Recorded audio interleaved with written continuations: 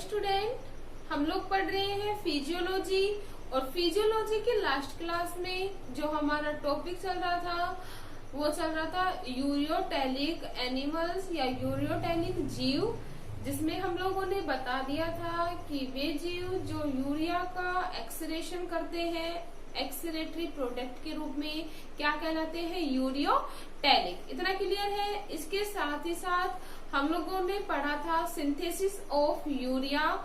तो हम लोगों ने बता दिया था जो यूरिया का जो सिंथेसिस होता है वो विभिन्न प्रकार की रासायनिक अभिक्रियाओं के द्वारा होता है, और ये जो इसकी जो उपापचय की जो क्रियाएं हैं हम उसे एक्सप्लेन कर सकते हैं ऑर्निथिन साइकिल के द्वारा।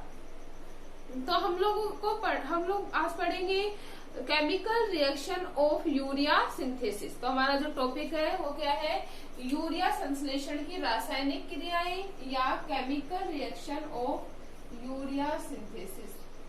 Chemical reaction of urea synthesis. तो सबसे इम्पोर्टेंट बात, जो यूरिया का जो संश्लेषण होता है वो उसमें 5 रासायनिक अभिक्रियाएं होती हैं या 5 केमिकल रिएक्शन के द्वारा यूरिया का क्या होता है, संश्लेषण।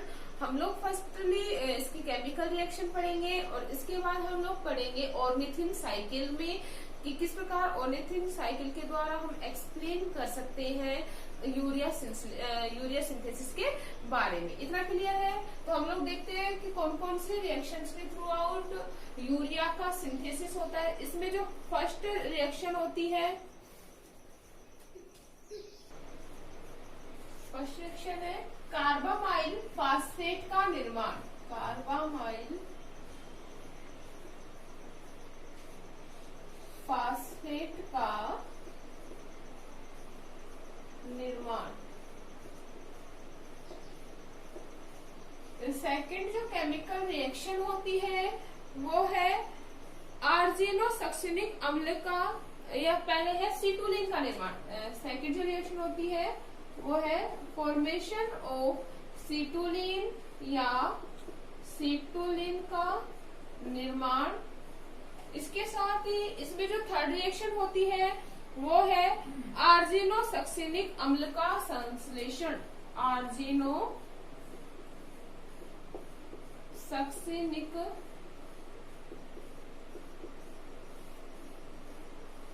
अम्ल का संश्लेषण। ठीक है। यूरिया सिंथेसिस की जो फोर्थ रिएक्शन होती है वो होती है आर्जिनिन का निर्माण। आर्जिनिन का निर्माण।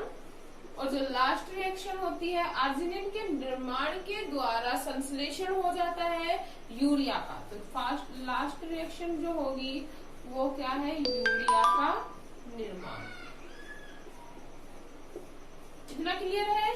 तो हम लोग देख सकते हैं कि जो यूरिया सिंथेसिस की जो रिएक्शन होती है, केमिकल रिएक्शन होती है, वो कितनी स्टेप्स में कंप्लीट हो रही है भाई, 5 स्टेप्स में कंप्लीट हो रही है। फर्स्ट है कार्बामाइल फॉस्फेट का निर्माण। सेकंड जो है वो है सीटुलिन सिंथेसिस। थर्ड जो होती है वो होती है आर्जिनोसक्सिनिक अम्ल का संश्लेषण।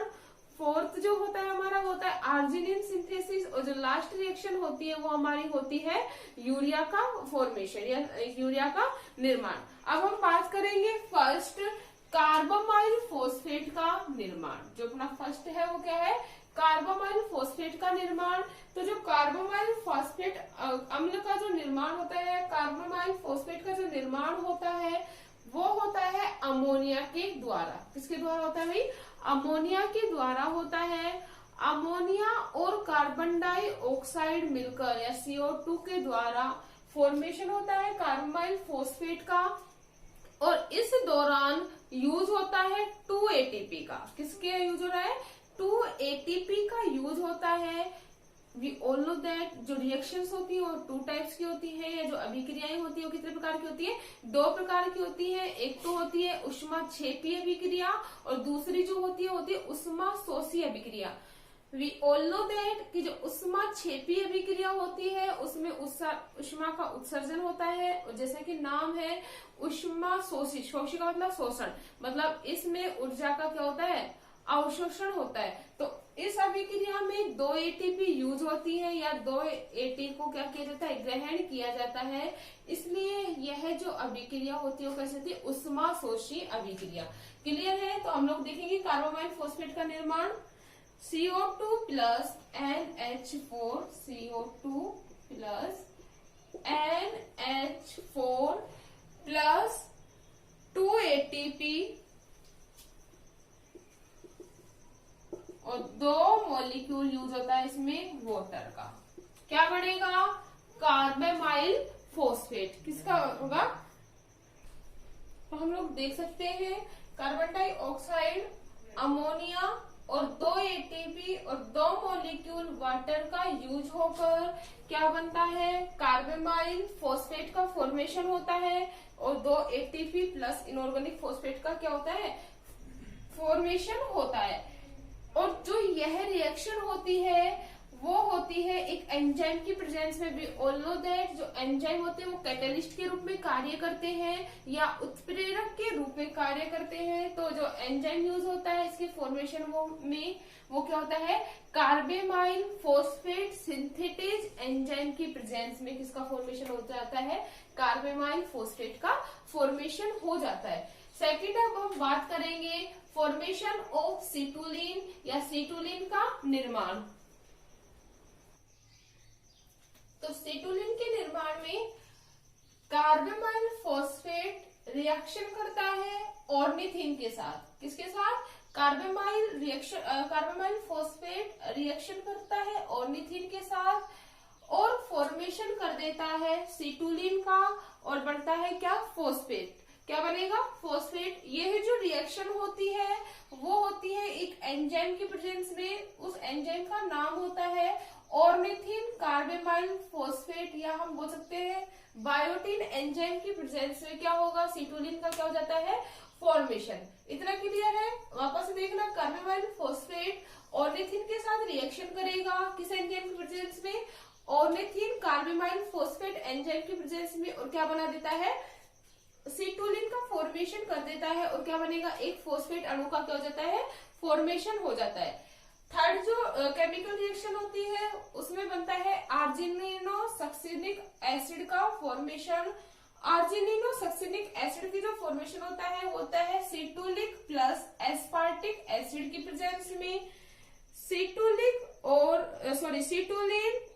और एस्पार्टिक अम्ल मिलकर एक एटीपी यूज होती है, एस्पार्टिक एसिड यूज होकर या मिक्स होकर किसका फॉर्मेशन करते हैं, आर्जिनिनो सक्सिनिक अम्ल का फॉर्मेशन करता है। और इसमें भी एक एंजाइम काम आता है, वो है आर्जिनिनो सक्सिनेट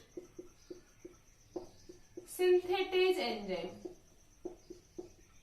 कौन सा, आर्जिनिनो सक्सिनेट सिंथेटेज एंजाइम की प्रेजेंस में किसका संश्लेषण हो जाता है, आर्जिनिनो सक्सिनिक एसिड का फॉर्मेशन हो जाता है, और एक इनऑर्गेनिक फॉस्फेट का क्या होता है, फॉर्मेशन होता है। इतना क्लियर है? अब हम बात करेंगे फोर्थ रिएक्शन की। फोर्थ है अपना फॉर्मेशन ऑफ आर्जिनिन या आर्जिनिन का निर्माण। तो आर्जिनो सक्सिनिक अम्ल इसकी प्रेजेंस में आर्जिनिनो सक्सिनिक एसिड आर्जिनिनो सक्सिनेज एंजाइम की प्रेजेंस में फॉर्मेशन करता है आर्जिनिन का, और आर्जिनिन का फॉर्मेशन कर लेता है। क्लियर है इतना?